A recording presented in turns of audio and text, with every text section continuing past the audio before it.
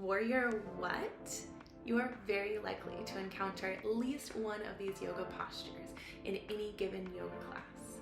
They all are very distinct, and I'm going to go through the basics of each one here, starting with Warrior 1, then going to Warrior 2, Warrior 3, Warrior 4, or a reverse warrior, and Warrior 5, or a humble warrior. Let's get into it.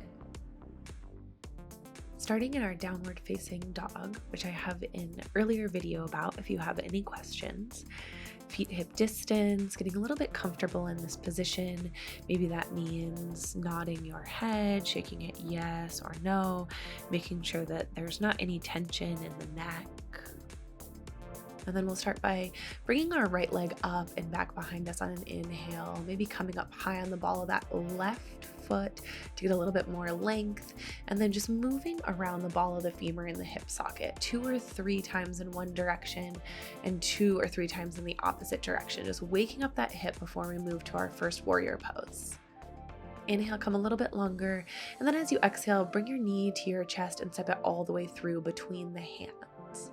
We're going to bring that back foot down, bringing your heel at a 45-degree angle, and then sweeping those arms up to find this Warrior 1 position. This can be the hardest warrior to find. We ideally want our hips facing forward, but they do not have to be perfectly straight. Work with what your body is giving you. You want your heel completely grounded as much as possible, so maybe that means that this shape needs to be a little bit shorter or a little bit wider on the mat, which are 2 completely fine variations. Fingertips reach up towards the sky, maybe your gaze comes between them, and maybe it gazes just right straight forward. Ideally, we have a deeper bend in the front right knee.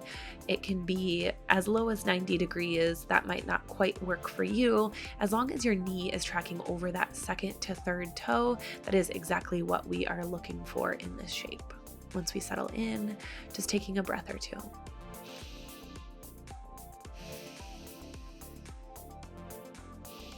And then just setting up for our next warrior pose. Not any real transitions here, just getting one to the other. We're going to bring our right foot so that it's right in between the hands, and we're going to wiggle our back foot back so that it is going the opposite direction, perpendicular.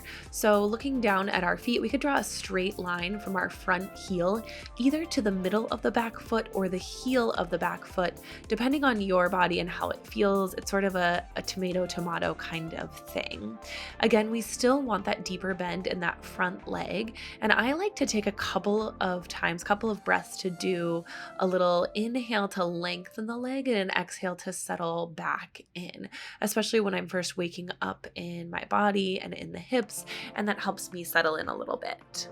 Make sure your weight is even in that back foot, so the blade or the outside edge of that foot is grounded all the way down.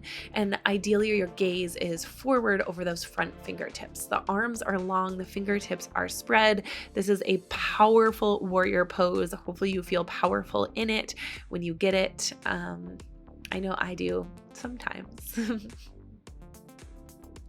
And then we're just going to set up for our warrior 3. In order to do so, I'm going to bring my hands down to frame my front foot, and then I'm just going to hop my left foot up to meet it, taking a moment here in a forward fold. Again, since this isn't a flow class, this isn't exactly the transition of one to the next shape that I would find, but just trying to go as easily as possible from one to the next. From our forward fold, we're going to plant the hands, and then we're going to step it back to our downward facing dog. Continuing to breathe, moving with your body and your own breath.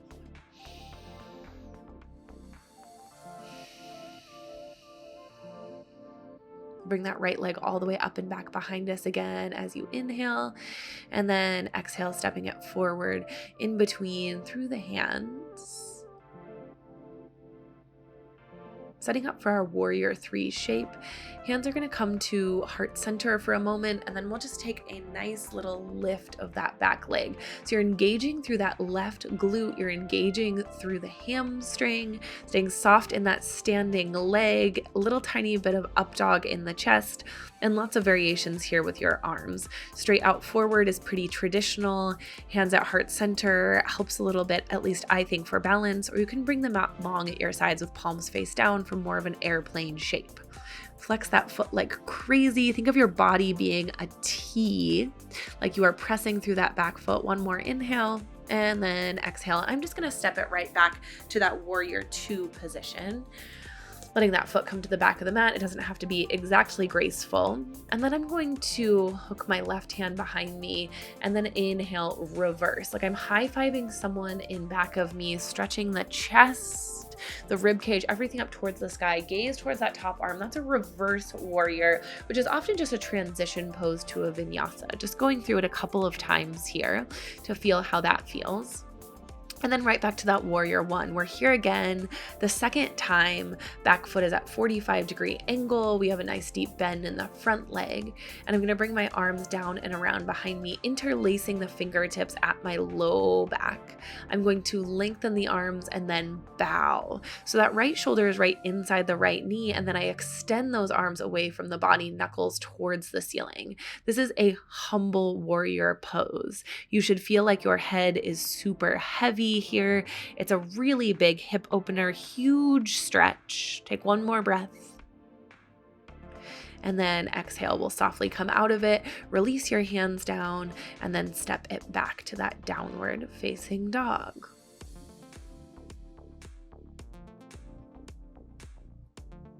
Thank you so much for watching. I hope that you learned something.